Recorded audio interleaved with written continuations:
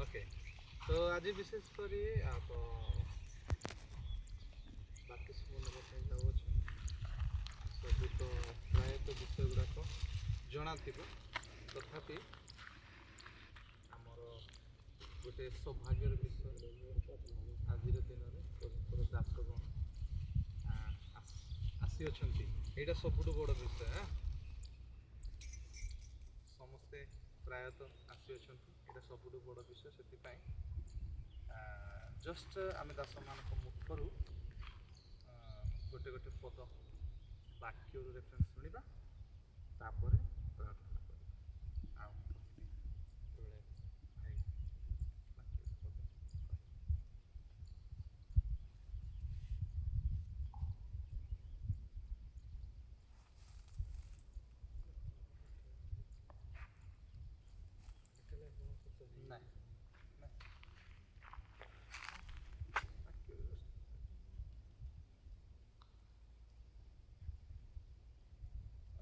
गोटे पद जस्ट कहबी जदि आम माने मार्क तहिर 16 अध्याय 16 पद पठन करवा से स्थान ए प्रकार लिखा जाए मार्क 16 जे विश्वास करे एवं बाप्तिजित हुए ओके जे विश्वास करी बाप्तिजित हुए से परित्राण पाइबो प्रेज लॉर्ड से परित्राण पाइबो किंतु जे विश्वास करे से भाग्य पाइबो प्रेज लॉर्ड किंतु मो सुनी अछि जे तमे परित्राण पाइबा पाई ही बाप्तिस्म नउछ तेणु एडा सबुठु बड़ विषय आ प्रभुଙ୍କ दृष्टि रे कारण प्रभुଙ୍କର एटा सबुठु बड़ विषय सेति पाई प्रभुरे लगी रही प्रभुंर आज्ञा अनुसार चलिए आमती प्रभु संतुष्टि हेबे संतोषी जनक से समस्त कार्य करेंगे बोली मुझे आशा करुँच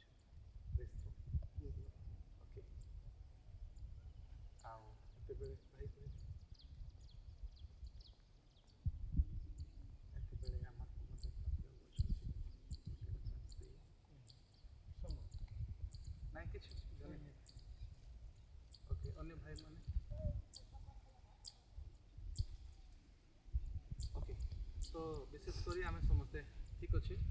चलतु प्रार्थना करेंगे भाई प्रार्थना करेंगे तापर प्रार्थना करेंगे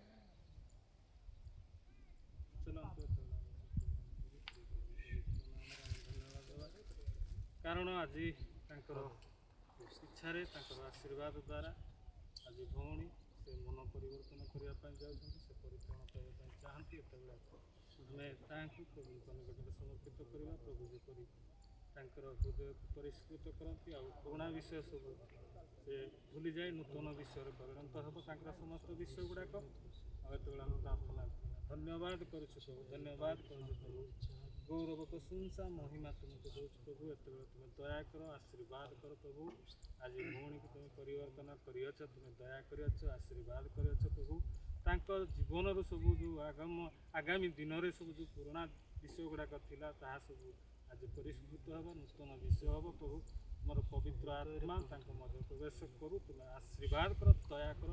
अनुग्रह कर प्रभु तांकर जीवन में तुम प्रवेश कर कथा कह आ नूतन नूतन विषय गुड़ाक हृदय तुम समर्पित कर प्रभु जो जीवन पुस्तक ना लिखा तुम दया कर आशीर्वाद कर तुम इच्छा कल तुम इच्छा द्वारा से आज परिवर्तन हेले से जल बाप्तिस्म से जीवन पुस्तक आम स्मरण करुँ तुम से आदर्श को जो आदर्श रे प्रभु आम देखुचु कि तुम्हें निष्कलक निष्कपट निष्पापी हेले प्रभु तुमर दास जहनक द्वारा तुम्हें बाप्तिजित हेल कारण तुम्हें मानव जाति को एक आदर्श स्वरूप ये बाप्तिजितर उपाय देखी जाइछ। प्रभु जितेबाला तुम बाप्तिजित हेल प्रभु तत्पर तुम सेवा कार्य आरंभ हो सेतेबेले तुम एक वाक्य प्रभु जगतर लोक मान निमंते छाड़ी जाइछ कि मन परिवर्तन कर कारण स्वर्ग राज्य सन्निकट। आउ तुमर दास जितेबाला जर्दन नदी निकट में भी ठिया होते से जहनकर एक स्वर आम शुणुचु प्रभु पथ प्रस्तुत कर और राजदंड सड़क कर से आम देखुचु अनेक लोक चित्कार कले बहुत लोक कांदिले से हृदय विदीर्ण हो गला से जहन को निकट को आसिले और एक उपाय मागुंट हे जहन आम कौन करूँ से कहते मन परिवर्तन कर कारण स्वर्ग राज्य सन्निकट। प्रभु आम आज जो ठिया ताहा एक जर्दन नदी स्वर भी आम देखा चाहूँ प्रभु ये चतुर्पार्श्व तुम पवित्र आत्मा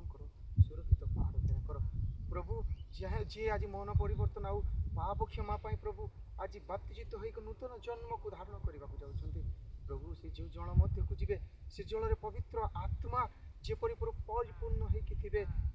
से जल को तुम्हें आशीर्वाद कर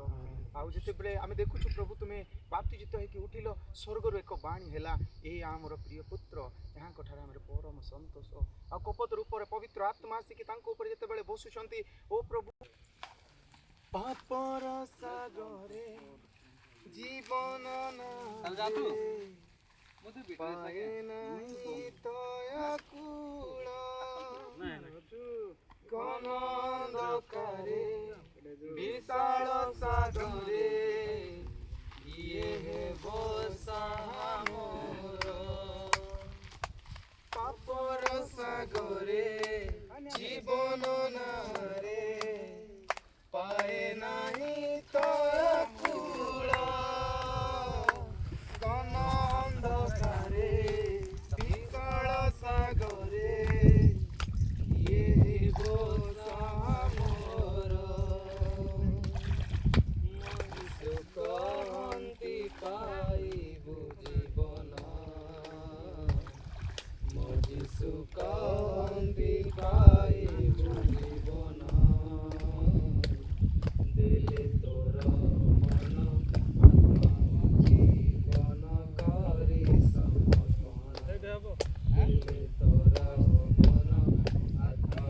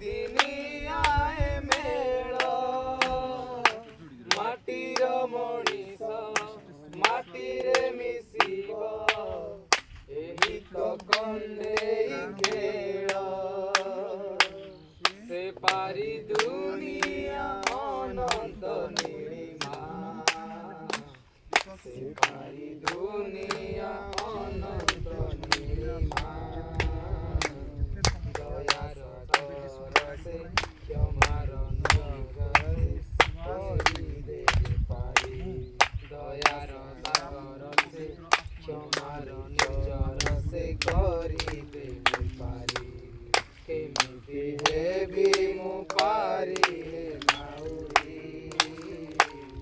କେମିତି ହେବି ମୁଁ ପାରି ହେ ନାଉରି ଯିବାରେ ମତେ ସେ ପାରି ଯିବାରେ ମତେ ଯୀଶୁ ଡାକନ୍ତି ମତେ ହାତ ଠାରି ଠାରି ଯୀଶୁ ଡାକନ୍ତି ମତେ ହାତ ଠାରି ଠାରି କେମିତି ହେବି ମୁଁ ପାରି ରେ ନାଉରି ଯିବାକୁ ଅଛି ରେ ମତେ ସେ ପାରି ରେ ମତେ चलो अरे कैमरा हेतिकी थाओ